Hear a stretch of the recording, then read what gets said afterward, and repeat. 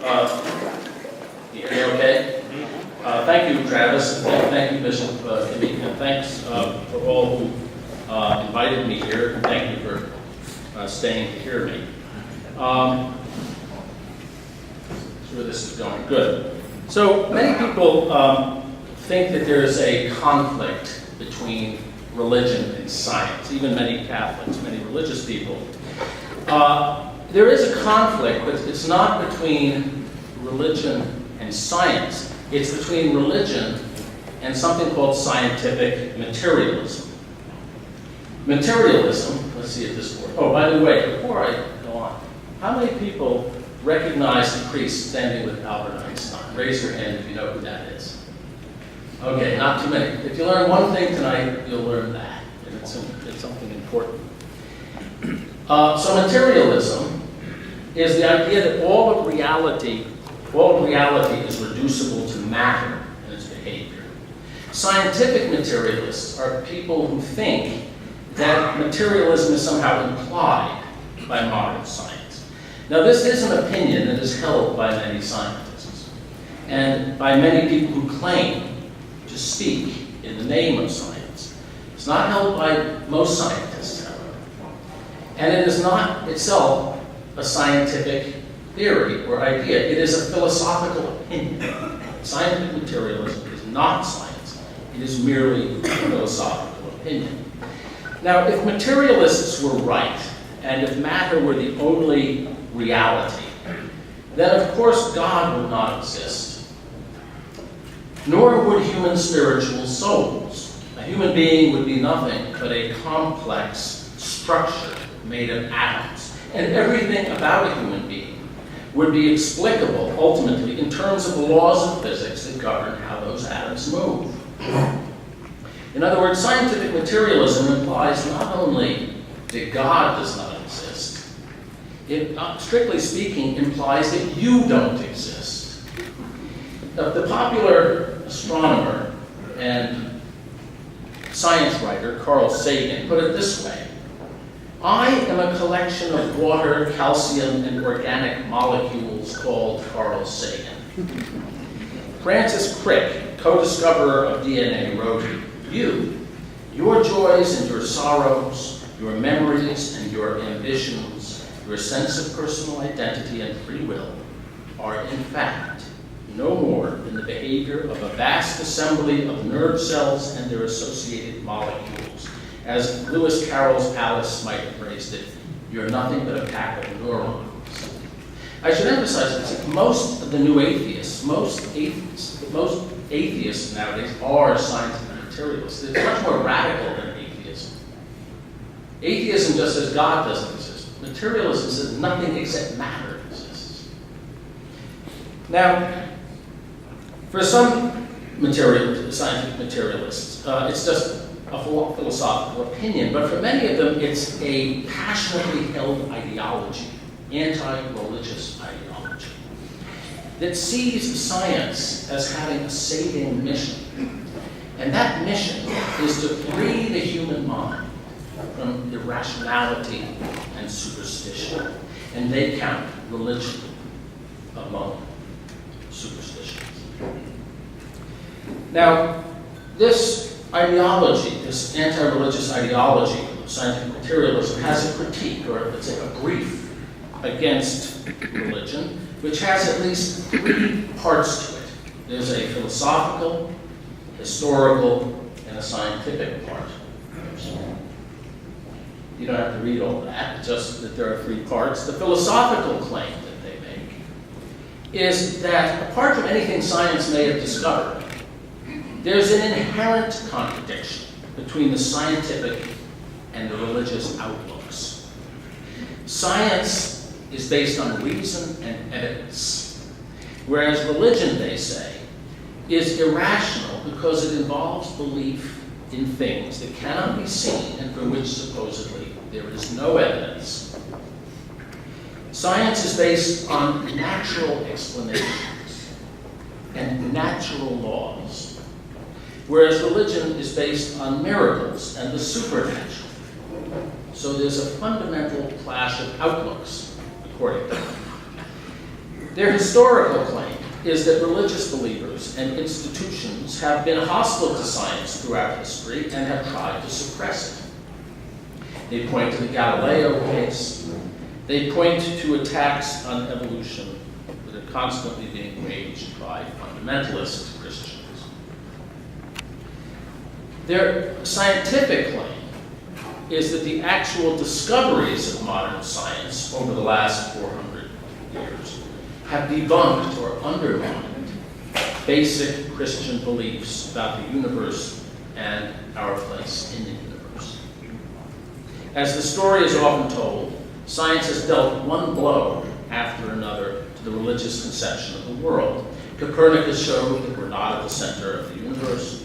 Newtonian physics showed that nature has no purpose or goals, but is purely mechanical and governed by blind and impersonal forces. Modern astronomy showed how small and insignificant we are compared to the cosmos as a whole. Darwin, some say, showed that human life is an accident and that human beings differ only in degree from lower animals. Advances in neuroscience and artificial intelligence are thought to be demonstrating that the supposed soul is nothing but the working of the brain, a complex biological or biochemical computer. Now, all three of these claims, the philosophical, the historical, and the scientific, are wrong. And I'm going to talk about all three if I have time in this talk. So let's start with the philosophical claim. Let's start with the supposed opposition between the naturalism of science and the supernaturalism of biblical religion. Christianity and Judaism were never based on supernaturalism, if we mean by that the rejection of the idea that there's a natural order. In fact, scholars tell us that the book of Genesis was in part an attack on the supernaturalism and superstition of ancient pagan religion. When Genesis said that the sun and moon were merely lamps placed by God in the heavens to light the day and the night, it was attacking the paganism which worshipped the sun and moon as gods. When Genesis said that man was made in the image of God and was to exercise dominion over the animals, Genesis was, among other things, attacking the paganism in which people worshipped and bowed down to animals or to gods made in the image of animals. In paganism, the world was imbued, was filled with occult supernatural forces and populated by numerous deities, gods and goddesses of the oceans and forests, of wind and fire and lightning and sex and fertility and so on. Jews and Christians, however, taught that there was only one God who was not to be sought within nature and its phenomena and forces, but outside of nature, a God who was indeed the author of nature. In this way, biblical religion stripped the physical universe of divinity and made it into a natural world, no longer the abode of gods, but the creation of God. And since God is good, the natural world was seen as something good and worth studying. And since God is intelligent and wise, the world he made must reflect this. It must, therefore, have been made according to principles and laws that can be discovered and understood by reason.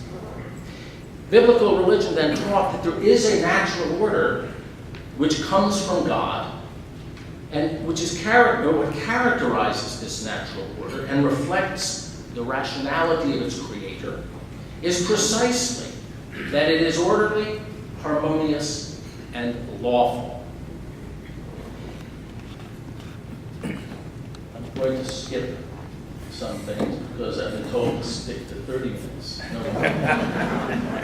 So, consider this passage from the Latin apologist, the Christian writer Minucius Felix, who was writing around 200 AD, in a book that was aimed at his pagan contemporaries to convince them to believe in a creator God. And he says, if upon entering some home, you saw that everything there was well tended, neat and decorative, you would believe that some master was in charge of it, and that he was himself much superior to those good things. So too, in the home of this world, when you see providence, order, and law in the heavens and on earth, believe that there is a Lord and author of the universe more beautiful than the stars themselves and the various parts of the whole world. Now, look at what he points to as evidence of God, not to the supernatural, not to supernatural phenomena or miracles, miraculous departures from the order of nature, but to the order of nature itself and its lawfulness. The ancient argument was that if there is a law, there must be a lawgiver. God was the lawgiver not only to Israel, but to the cosmos itself. God says in Jeremiah 33:25, "When I have no covenant with day and night, and have given no laws to heaven and earth, then too will I reject the descendants of Jacob and of my servant David." Psalm 148 tells of God establishing the sun, the moon, the stars, and the heavens by a decree or law. The idea of God as rational lawgiver very likely helped give birth to the very idea of laws of nature. And some atheists admit this at times. For example, the eminent biologist E.O. Wilson an atheist or at least an agnostic, suggested the following as the reason that Chinese civilization, for all of its splendid scientific achievements, did not produce a Newton or a Descartes. He said they had abandoned the idea of a supreme being with personal and creative properties. No rational author of nature existed in their universe. Consequently, the objects they meticulously described did not follow universal principles. In the absence of a compelling need for the notion of general laws, thoughts in the mind of God, so to speak, little or no search was made for them. Now, you might say, how can we say that the lawfulness of nature points to God if we also believe, as Christians, in miracles, some of which violate the laws of nature? Now, there's no contradiction here. For the same lawgiver who established the laws of nature can make exceptions to them, or override them, or suspend them.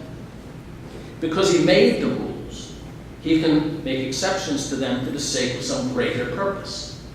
And what is that greater purpose? The salvation of souls. All the miracles in Scripture, all the miracles since the time of Christ, are related to human salvation. They're part of salvation history. And as we'll see, the people who led the development of modern science, its first several centuries, the pioneers in uncovering nature's laws, were almost all devout Christians who believed in miracles. Now, there's much confusion today, even among religious believers, about how God relates to nature, how nature and God are related. Instead of seeing God as the author of nature, they see God and nature as somehow opposed or in competition. So that if something has a natural explanation, then God had nothing to do with it. And if God causes something, then it must be supernatural. Many, therefore, look for evidence of God only in what is outside the course of nature, or inexplicable by science, that is, in the gaps in our scientific understanding. Hence the expression, the God of the gaps. And atheists think that by closing those gaps in our understanding of nature, they will leave no place for God to hide. Now, the traditional Christian view is quite different. God, as creator of the natural world, established its laws and gave things their natural powers. Then his existence is evident in nature itself and its ordinary processes. Now, the problem here comes from placing God, as so many people do, God and nature side by side on the same level as competing causes. But God is a cause on an altogether different level than natural causes. Catholic theology talks about God as the primary cause, and traditionally talks about natural causes within the universe as secondary causes. This distinction of the two levels of causality is absolutely vitally important. I think the failure of people to grasp this distinction is one of the main reasons that many people see a conflict between science and religion. This distinction is most simply explained, I think, so let me put on the slide. So the misconception is it's God versus nature. Whoops, I don't want to go to that. The distinction between primary and secondary cause, I think, is most simply explained using an analogy and using the terms vertical and horizontal cause instead of primary and secondary. The analogy is to a novel or a play. So consider the play Hamlet. If you haven't read it recently, the character Hamlet kills the character Polonius by stabbing him through a curtain. So I'm going to ask a question. We're going to take a vote. So first, how many people think that the character Polonius dies in the play because the character Hamlet stabs him through a curtain? Raise your hand. You should raise your hand because I just told you that. This is not a trick question. Not a trick question. Now, how many think that the character Polonius died because Shakespeare wrote the play that way? Now, I asked the audience if they laugh, because it's obviously an absurd choice to have to make. Both are causes of Polonius dying, but at different levels. The character Hamlet stabbing him is the cause within the play of Polonius dying. Well, the horizontal cause, the cause within the plot. Whereas Shakespeare is the vertical cause of the whole play. He causes the entire plot, all the characters, all the events, all the relationships among the characters and events, including the causal relationships within the plot. He causes Hamlet to exist, Polonius to exist in the play, Hamlet to stab Polonius, and that to be the cause of Polonius' dying. It's all caused by Shakespeare as the vertical cause. Now, as I said, in theology, we talk about God as the author of the universe, as the primary cause, and the causes within the plot of the universe, as it were, the secondary causes. There's clearly no competition between these, or conflict. So, this analogy, the natural causes within the universe, which are studied by everybody, including scientists, are horizontal or secondary causes, while God is the author, is the vertical or primary cause, the author of nature. Now, this analogy makes clear how silly it is to treat evolution and creation as alternatives. Did this species of animal arise by natural processes, or because God wrote nature's plot that way? Both. This also makes clear why scientific materialists are wrong to think that we believe without evidence.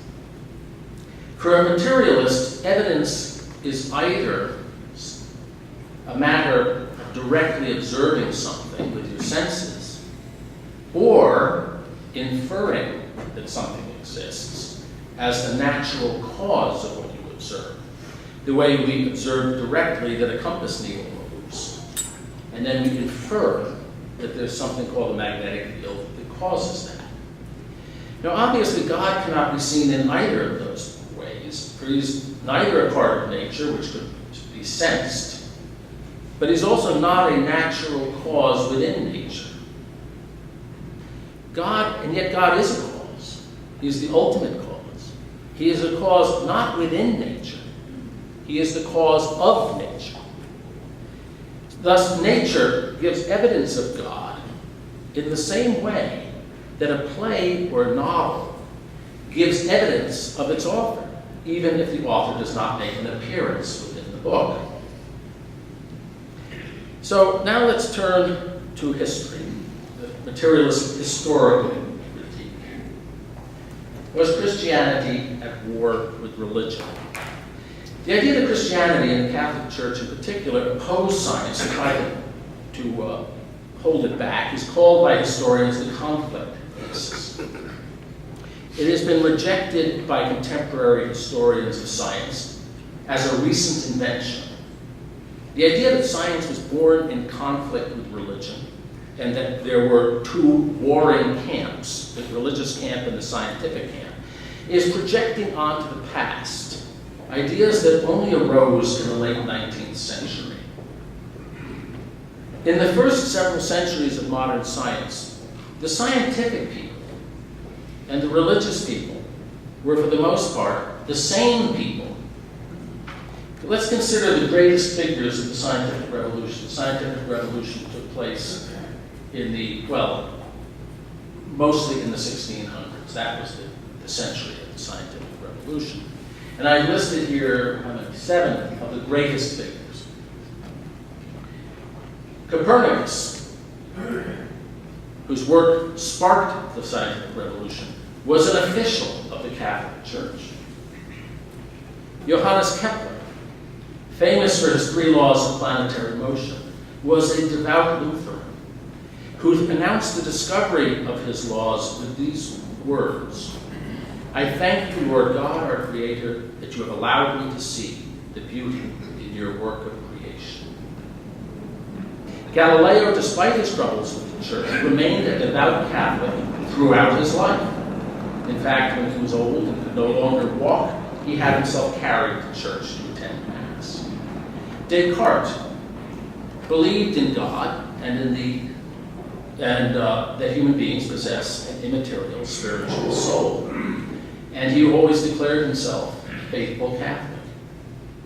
Blaise Pascal was not only a mathematician and physicist of genius, but a Catholic whose life had been transformed by a mystical experience, and who wrote in defense of Christian faith against radical skepticism, religious skepticism.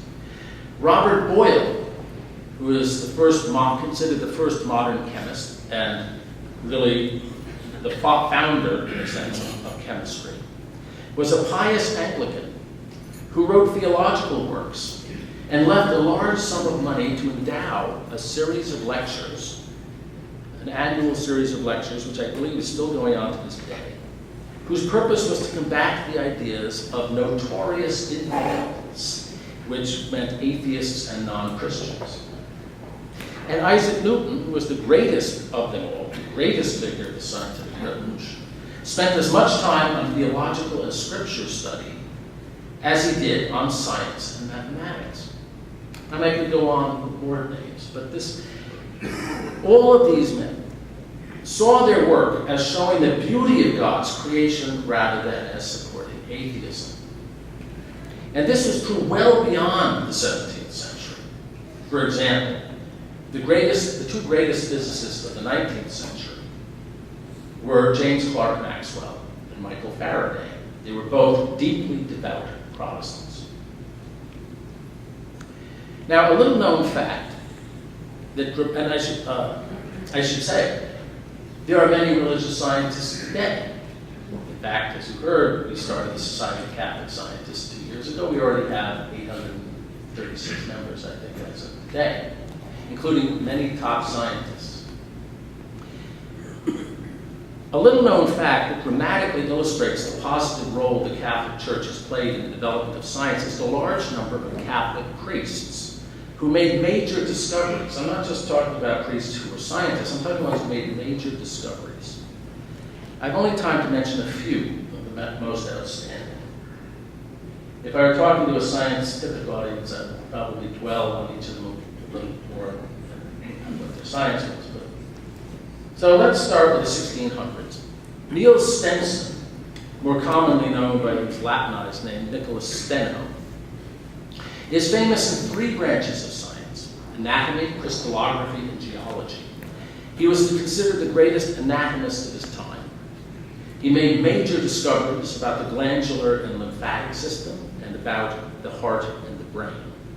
But his greatest achievement was developing the theory of sedimentary rocks and the origin of fossils, which unlocked the history of the Earth, and for which he is regarded as one of the principal founders of the science of geology. If you look at any history of geology, they list the great figures who founded geology. He's usually mentioned first. So you could say he's the founder of the science of geology. He was Danish by birth. He was Lutheran, and he converted to Catholicism. He became a priest, eventually was made a bishop. He was known for his rigorous asceticism and his concern for the poor. He was declared blessed in 1988 by Pope John Paul II.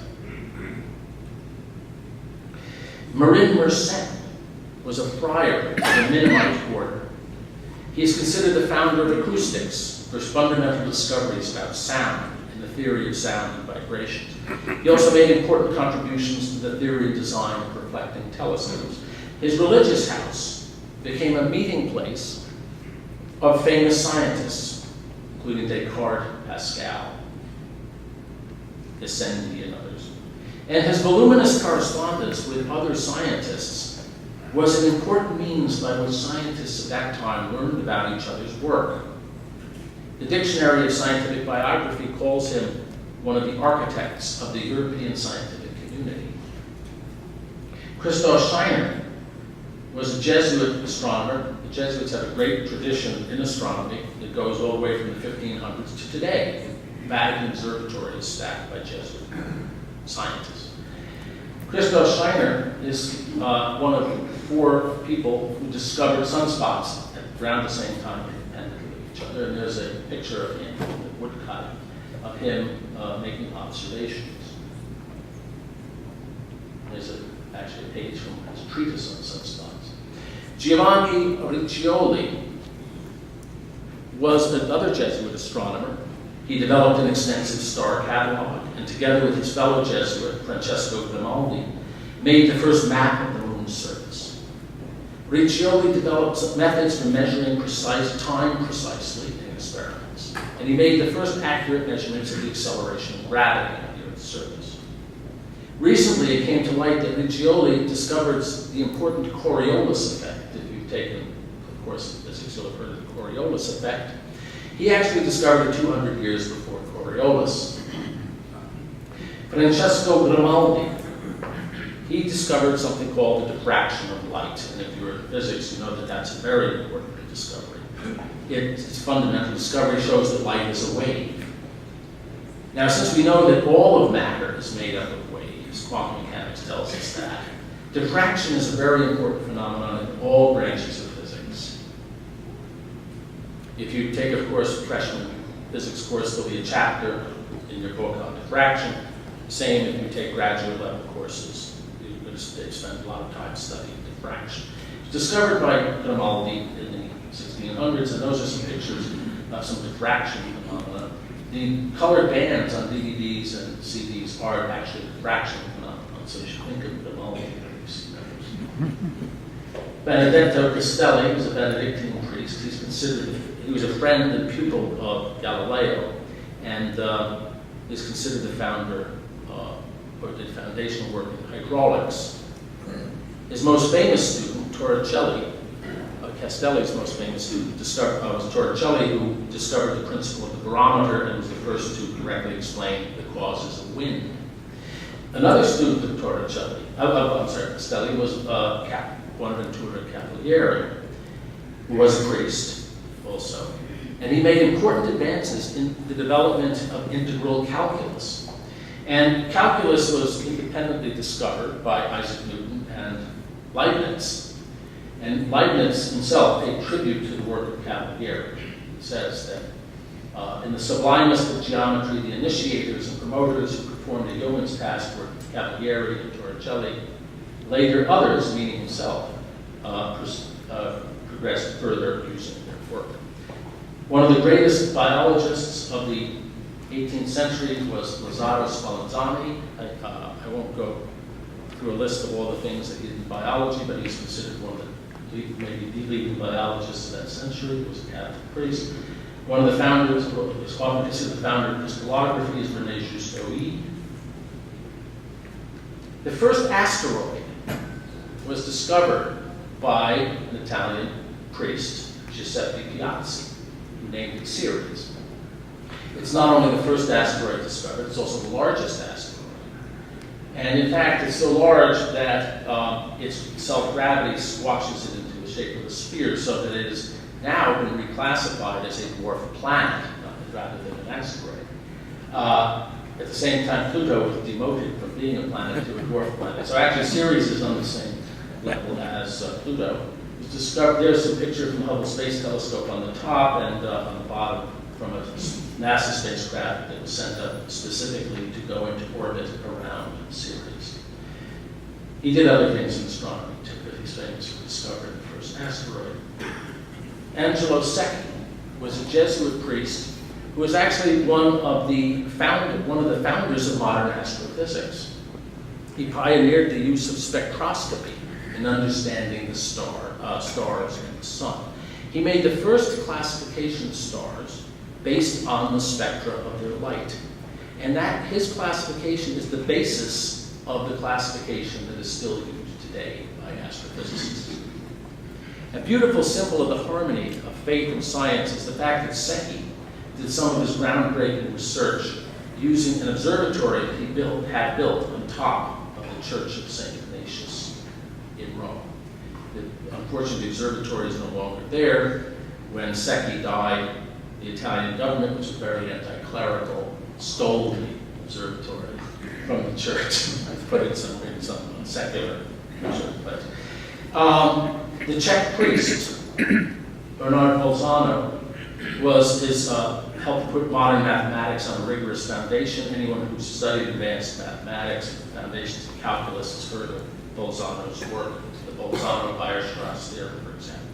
The Stanford Encyclopedia of Philosophy says, he was an outstanding mathematician and possibly the greatest logician in the time between Leibniz and Frege, which is a 200-year period. So he was a major figure in mathematics and logic. Of course, Gregor Mendel, founder of genetics, was an Augustinian monk.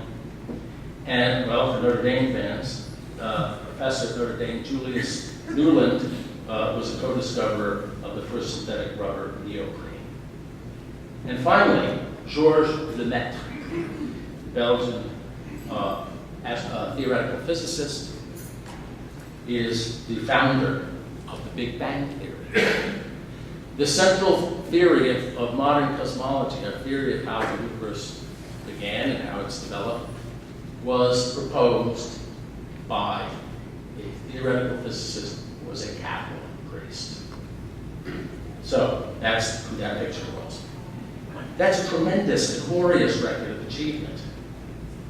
Entire branches of science have been founded by priests. Cosmology, to some extent astrophysics, to some extent geology, and so on, genetics.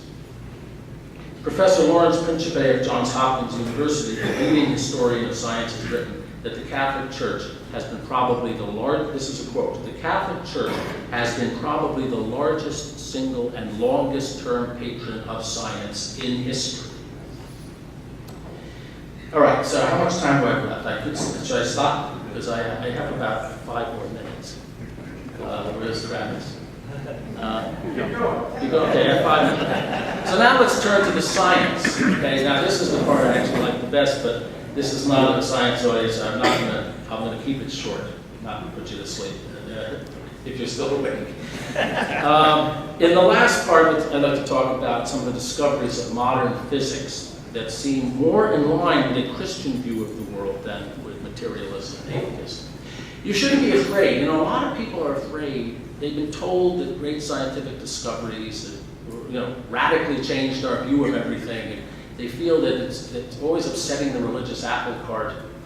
You shouldn't be afraid, because actually in the 20th century, there have been a whole set of major discoveries, mostly in physics, that have actually brought our view of the world closer to the traditional Christian view than it had been, than the scientific view had been before.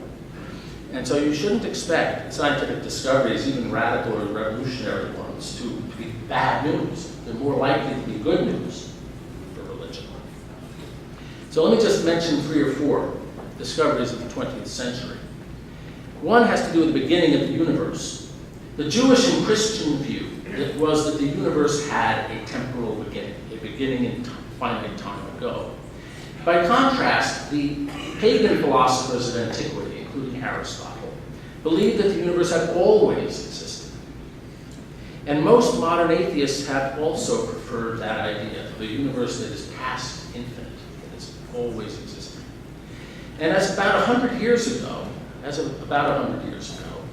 it seemed that the scientific evidence, almost all seemed to be pointing toward a universe that had no beginning.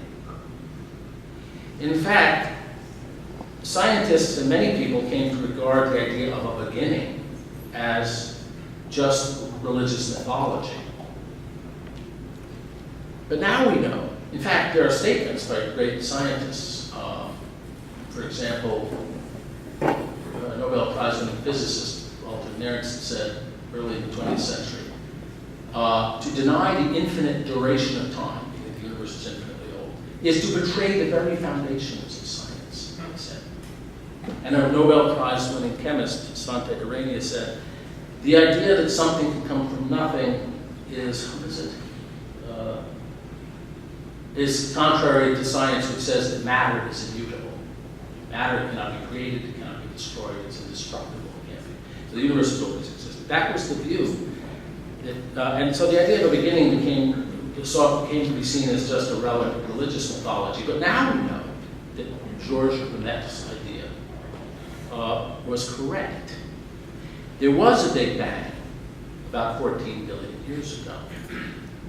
Now, in the standard theory of cosmology, that was the beginning of the universe and, in fact, of time itself. It is possible that something existed before the Big Bang.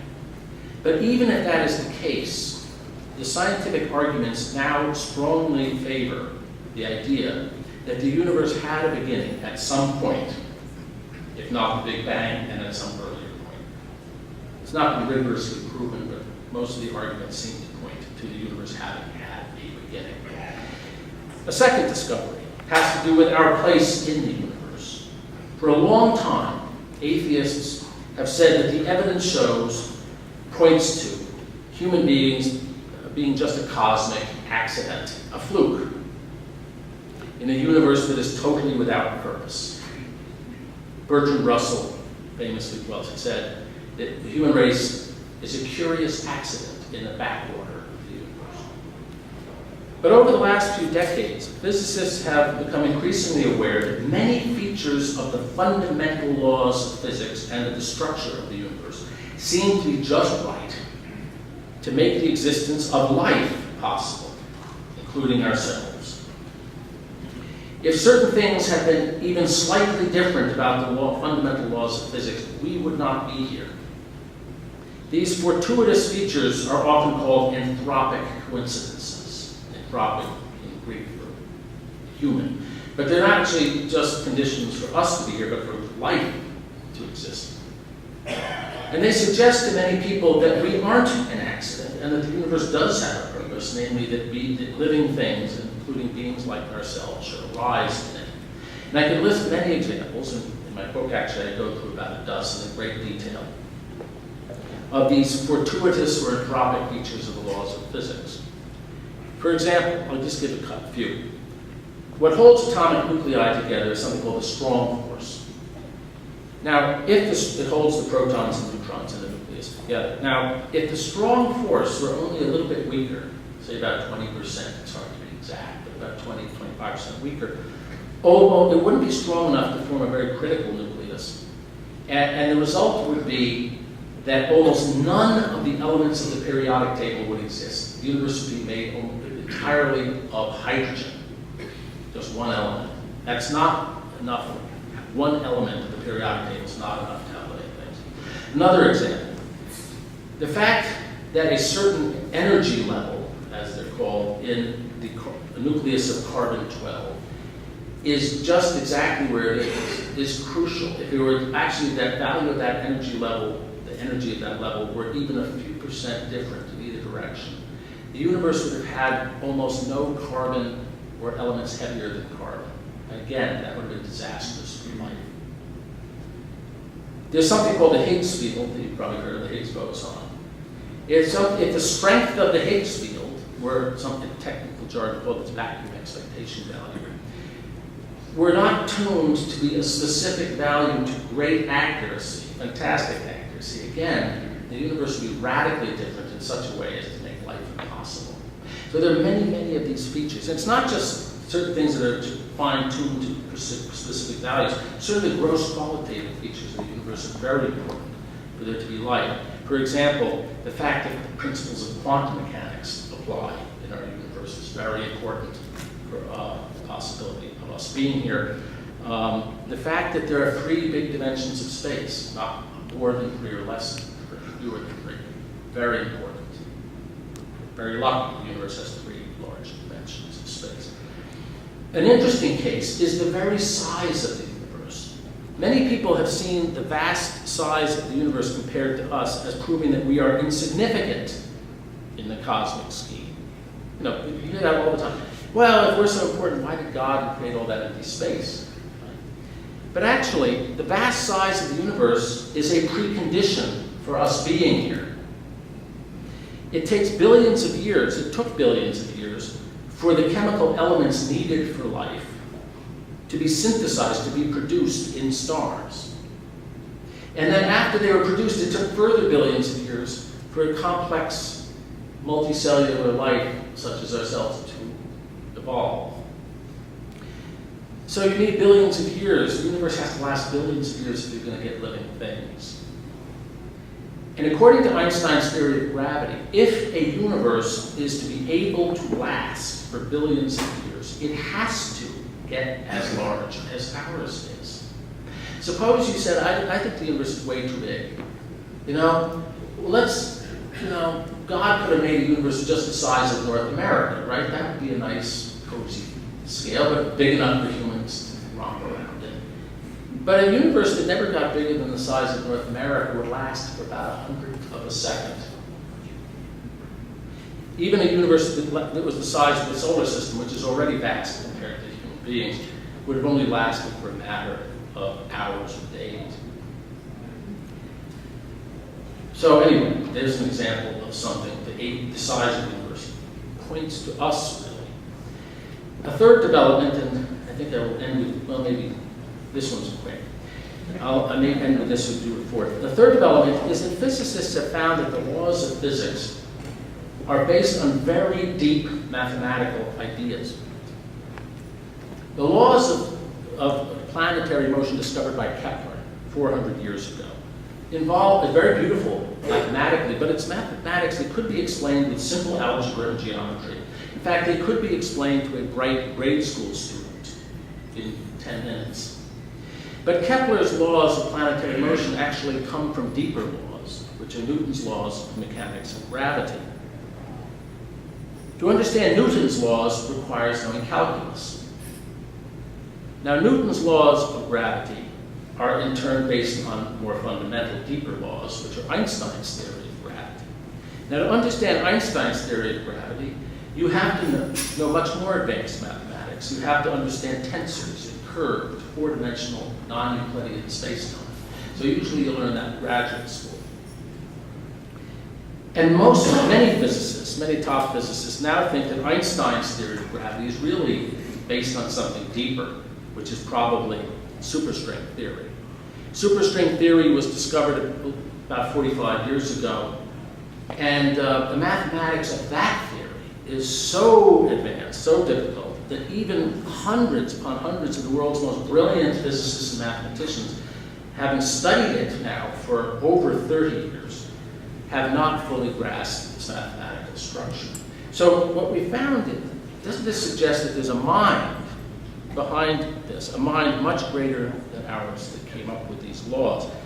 The more deeply physics has probed the inner workings of the physical world, the more profound and intricate the mathematical structure it has uncovered. The architecture of the physical world is not based on some mere amalgamation of stuff. Okay? It's based on mathematically rich ideas. As the great 20th century physicist Sir James Jeans remarked many decades ago, quote, "The universe begins to look more like a great thought than a great machine." And in 1932, the great mathematician and mathematical physicist Hermann Weyl said in a lecture at Yale University this: "Many people think that modern science is far removed from God. I find, on the contrary, that it is much more difficult today for the knowing person to approach God from history, from the spiritual side of the world, and from morals. For there we encounter the suffering and evil in the world, which it is difficult to bring into harmony with an all-merciful and almighty God. In this domain, we have evidently not yet succeeded in raising the veil with which our human nature covers the essence of things. But in our knowledge of physical nature, we have penetrated so far that we can obtain a vision of the flawless harmony which is in conformity with sublime reason." Unquote. And one thing, I'll say one last thing, and I won't go into detail. Another great discovery, one of the greatest discovery really of the 20th century was quantum mechanics. And quantum mechanics, according to some very major physicists, implies that materialism is false. And I won't go through the argument, though there's actually a video. If you go to the Society of Catholic Scientists website, you can find a video of me explaining all of this. But I'll just quote some scientists to show that I'm not making this up.